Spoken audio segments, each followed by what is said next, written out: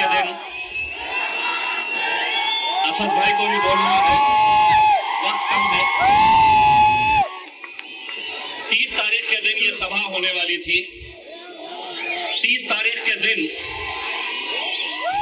Police ने हमें ये सभा लेने का परमिशन भी दे दिया था, लेकिन मेरे कायद बैरिस्टर असदुद्दीन अवैसी साहब ने उस दिन ये फैसला लिया जब यहाँ के आईजी और एसपी साहब का फोन आया और उन्होंने ये बताया कि यहाँ का माहौल थोड़ा गर्म है।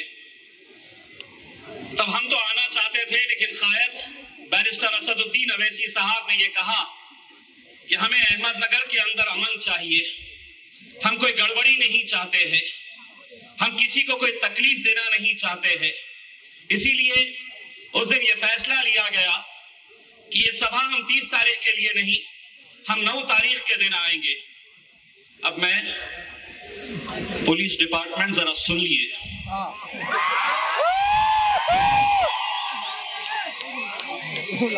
आप लोगों को हमसे इतनी मोहब्बत क्यों है, पहले ये बताइए। सारे पुलिस डिपार्टमेंट से हम ये सवाल करते हैं, क्या वजह है कि जब भी हम आते हैं तो हमारे हाथ में 3-3 पेज का एक लव लेटर दे दिया जाता है। अभी गेस्ट हाउस के अंदर एंटर हुए नहीं कि पुलिस अधिकारी अंदर आ रहे हैं, असद भाई समझ गए मोहब्बत का पैगाम लेकर आए हैं करके, और उस पैगाम के अंदर ये लिखा होता है कि आपने ये बोलना, ये नहीं बोलना, ऐसा करना, वैसा नहीं करना। तो अब इसी पुलिस डिपार्टमेंट को मैं ये कहना चाहता हूं, आपकी जैसी मर्जी है उस हिसाब से आज का ये जलसा हुआ है, लेकिन एक बात ये भी समझ लीजिएगा, अगर अहमदनगर की सरजमीन के किसी भी स्टेज के ऊपर से अगर मुसलमानों को गालियां दी गई तो हमारी जबान कैसी है, हम आने वाले जलसे के अंदर हम दिखाएंगे।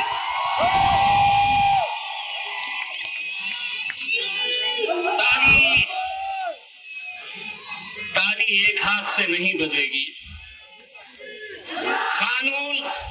कानून और नियम सिर्फ मजलिस के लिए रह नहीं सकते हैं। इस मुल्क के अंदर अगर कानून है तो सबके लिए है। और हाँ, आप लोग जो मुसलमानों को जिस नजरिए से देखते हैं, मैं हिंदुस्तान के मुसलमानों की तरफ से आज इस हुकूमत को, प्रशासन को और पुलिस को ये कहना चाहता हूं, एक एक नौजवान, एक एक बुजुर्ग की तरफ से मैं इस हुकूमत को ये बात कहना चाहता हूं कि जमीन पर घर बनाया है मगर जन्नत में रहते हैं। हमारी खुशनसीबी है कि हम भारत देश में रहते हैं। हर रोज हमने यहां पर भी कई बार हमारे खिलाफ गालियां तक सुनी है, लेकिन अगर आप ये समझ रहे हैं कि हमारे मुंह में जबान नहीं है, तो ये जितने भी है इन सब की जबानों को अगर मिला दे, हम तो जबान और पाए खाने वालों में से है मेरे। आप हमारी जबान का कहां मुकाबला कर पाओगे। हम नहीं कहेंगे। आज जो कोई उठता है, जो कोई खड़े रहता है, बस एक ही, जैसा हमारे मेंबर साहब ने बताया, एक नया फैशन आ गया है कि अगर मुझे सियासत करनी है तो मुझे मुसलमानों को गालियां देना पड़ेगा। नौजवानों, एक बात अच्छी तरह से समझ लो, आज मुल्क के अंदर या आपके अहमदनगर में, कल मीरज के अंदर, सांगली में, मीरज में ऐसी ही घटना हुई। कितने सारे बच्चे FIR, कैसे कैसे सेक्शंस इनके ऊपर लगाए गए। हमने कभी किसी मजहब का, किसी धर्म का हमने विरोध नहीं किया। अगर मैं ये कह रहा हूं कि मैं अपने नबी करीम सल्लल्लाहु अलैहि वसल्लम से मोहब्बत करता हूं, तो तुम्हें इख्तियार है कि तुम अपने देवी देवताओं से मोहब्बत करो, हमें कोई एतराज नहीं है। लेकिन हम ये भी ना कहे तो कैसे होगा? बहुत सारे लोगों ने आपको बताया है कि राज्य के अंदर कैसे कैसे लोग खड़े हो गए हैं अपनी एक नई इमेज तैयार करने के लिए। पहले हर रोज एक छोटा सा चिंटू, छोटा सा, वो बोलता था, अब आपके शहर में एक चिकनी चमेली आई है।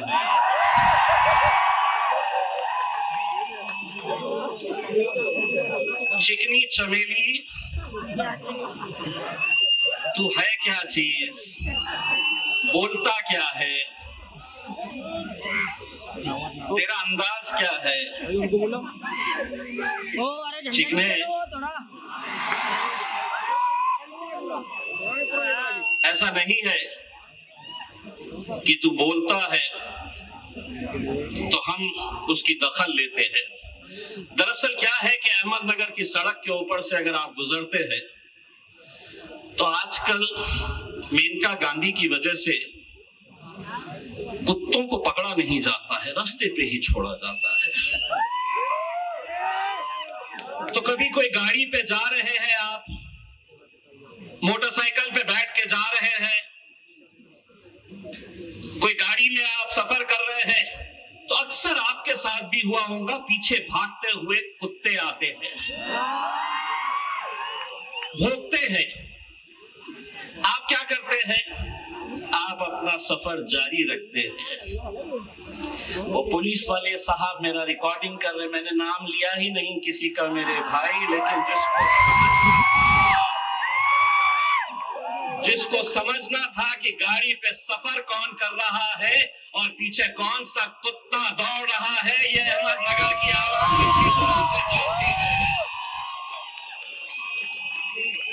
और मुझे मालूम है तुम क्या समझ रहे हो कि ये जलसा सिर्फ तुम ही लोग देख रहे हैं।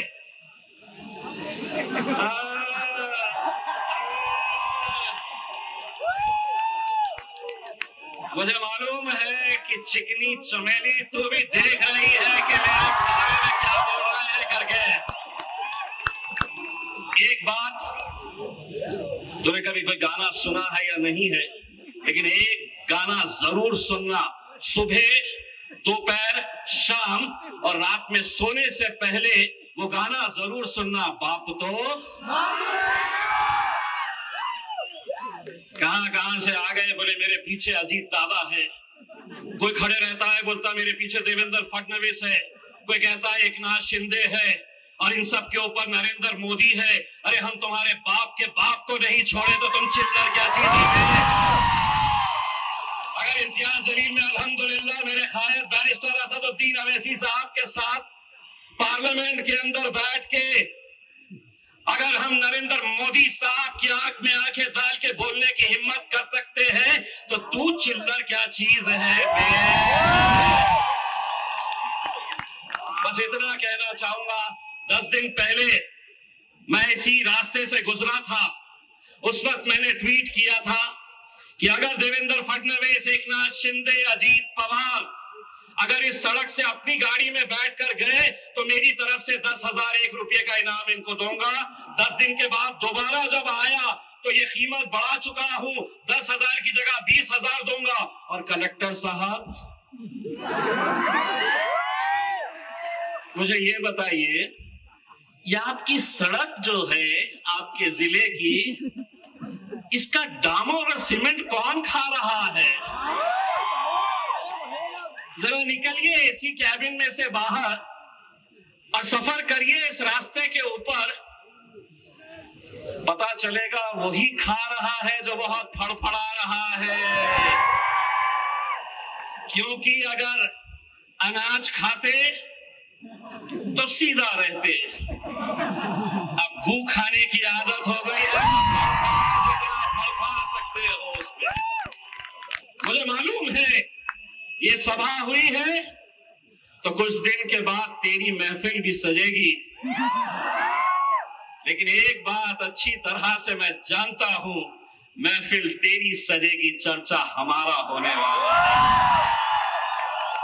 स्टेज पर तू बैठेगा, बोलने वाला हमारे बारे में बोलेगा।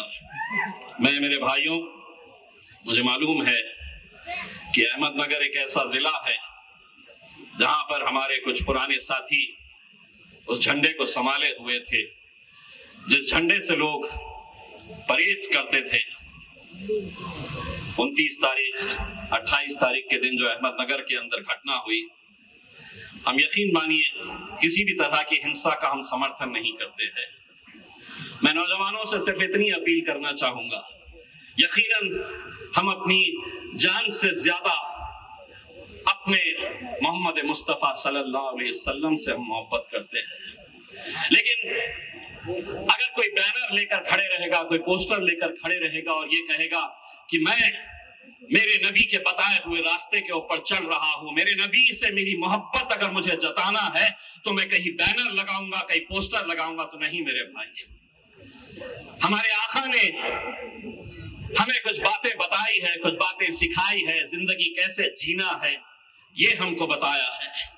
उन्होंने ये नहीं कहा है कि मेरी मोहब्बत बताने के लिए तुम्हें कहीं पोस्टर लगाने की जरूरत पड़ेगी, कहीं बैनर लगाने की जरूरत पड़ेगी। हम उन नौजवानों से ये कहना चाहते हैं, अपने अखलाक को इस तरह से बना लो, अपने किरदार को इस तरह से बेहतर बना लो कि कोई गैर कौम का आदमी भी तुम्हें देखे तो तुम्हें देखकर कहना चाहिए ये मेरे मोहम्मद का उम्मती है, ये मेरे मोहम्मद को मानने वाला है। ऐसे किरदार को बनाओ मेरे भाई। आज यकीनन मुल्क में और महाराष्ट्र के अंदर जो हालात पैदा किए जा रहे हैं, इलेक्शन आ रहा है तो बहुत सारी घटनाएं होगी। आज इलेक्शन का मतलब यह है कि हिंदू समाज को इकट्ठा करो, और कैसे करो तो शहरों में दंगे करवाओ, माहौल खराब करो, खौफ पैदा करो। मैं अहमदनगर के तमाम उन हमारे दूसरे जाति, धर्म और मजहब के लोगों को यह बात बताना चाहता हूं, हमने कभी किसी दूसरे धर्म का, दूसरे मजहब का हमने कभी विरोध नहीं किया और इंशाअल्लाह कभी नहीं करेंगे, क्योंकि ये पैगाम मेरे रसूल आका ने दिया है। हम कभी किसका विरोध नहीं करेंगे, लेकिन एक बात आज अच्छी तरह से समझ लीजिएगा कि आज मुल्क के जो हालात है, बिका हुआ पत्रकार, डरा हुआ विपक्ष, सहमी हुई आवाम और कानून की धज्जियां उड़ाती प्रशासन और पुलिस, ये लोकतंत्र के लिए बहुत घातक है, ये डेमोक्रेसी के लिए बहुत घातक है। एक बात आप समझ लीजिएगा, बार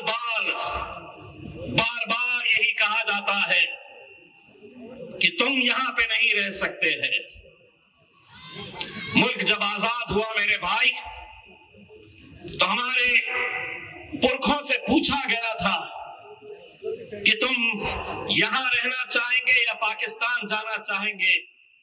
हमारे बुजुर्गों ने कहा था कि इस मिट्टी में हम पैदा हुए हैं, इंशाअल्लाह इसी मिट्टी के अंदर हम दफन हो गए, हम कहीं नहीं जाने वाले हैं, यही रहेंगे।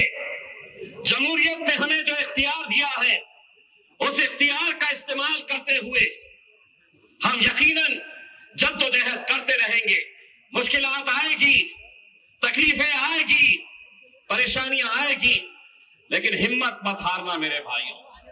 आज ये जन सैलाब जब मैं देख रहा हूं तो मुझे इतना यकीन है कि जो बैरिस्टर असदुद्दीन अवैसी साहब बिहार की सड़कों के ऊपर सुबह से लेकर रात तक एक एक चप्पा चप्पा घूम रहे हैं, वो किस लिए? हमारी अपनी क़यादत खड़े करने के लिए। वो किस लिए आज बिहार से सीधा यहां पर आए, यहां से सीधा बिहार जाएंगे? किसके लिए कर रहे हैं मेरे भाई? हम चाहते हैं हर शहर में अपना एक लीडर पैदा होना चाहिए, हम चाहते हैं कि अपनी क़यादत खड़ी होनी चाहिए, इसीलिए ये जद्दोजहद चल रही है। बहुत सारे लोग अलग अलग बातें मजलिस के बारे में करते हैं कि ये फना आने से किसी को फायदा पहुंचेगा, बीजेपी को फायदा पहुंचेगा।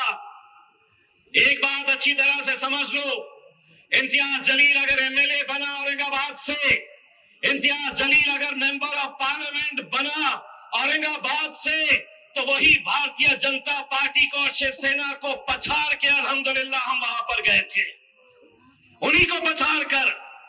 लेकिन हमारे ही अपने खेमे में कुछ ऐसे लोग हैं जो अलग अलग चौखटों के ऊपर सिर्फ एक ओहदे के लिए, को ठेके के लिए, कभी अजीत पवार के पैरों में पड़े हैं तो कभी देवेंद्र फडणवीस, शरद पवार, अजीत पवार के। हद तो यह है कि कई मुसलमानों को मैंने गुस्ताख रसूल की हिमायत करने वाले एकनाथ शिंदे के पैरों में भी देखा हूं। ये मत समझना कि अकेले वो महाराज ने गुस्ताखी की हमारे नबी के खिलाफ, जिसने उनकी तायीद की वो भी गुस्ताख रसूल है। कहां है वो मुसलमान जो एक डेलीगेशन बनाकर अजीत पवार के पास गए और कहा कि अपने आमदार को संभालो? नहीं संभालने वाला, इसलिए नहीं, मैं किसके बारे में बोल नहीं रहा हूं, जिसको समझना है वो समझ रहा है। कुछ कुत्तों को सड़क पे छोड़ा जाता है, इसके गले में पट्टा बांधा जाता है, घर में रखा जाता है, और कुछ खुजली वाले होते हैं। खुजली वाला कौन? तुम बोलो ना, मेरा क्या जाने वाला। तुम बोलो, खुजली वाला कौन?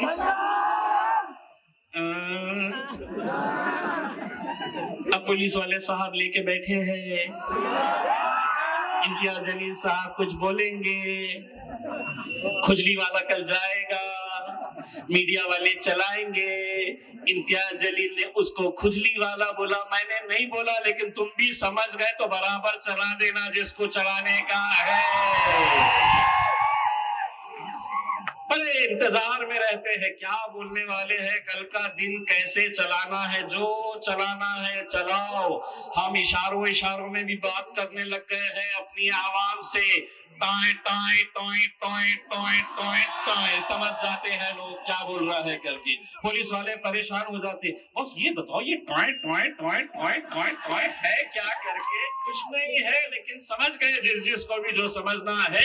मैं इस मौके के ऊपर हमारे नए मजलिस में शामिल हुए नौजवान साथियों का खैर मकदम करता हूं, और मैं समद भाई के साथ जितने भी लोग और शामिल हुए हैं उनको एक बात कहना चाहता हूं।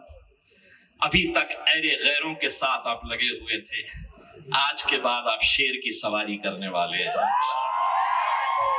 मजलिस क्या है, मजलिस की दीवानगी क्या है, मुझे अभी हमारे भाई साहब ये बता रहे थे कि यहां तो छोड़ो, अहमदनगर के अंदर इतनी बड़ी सभा किसी की नहीं हुई है। ये जो आते हैं ना, जितने भी बड़े बड़े नेता, उनको गाड़ी भेजना पड़ता है। कई तो ऐसे रहते हैं कि खाने का इंतजाम करना पड़ता है, किसी को पैसे देकर लाना पड़ता है। अल्हम्दुलिल्लाह ये सिर्फ एक आवाज के ऊपर आती है, एक आवाज लगती है कि तेरा मेरा रिश्ता क्या, तेरा मेरा रिश्ता क्या। नारे तकबीर, नारे तकबीर। बहुत शुक्रिया।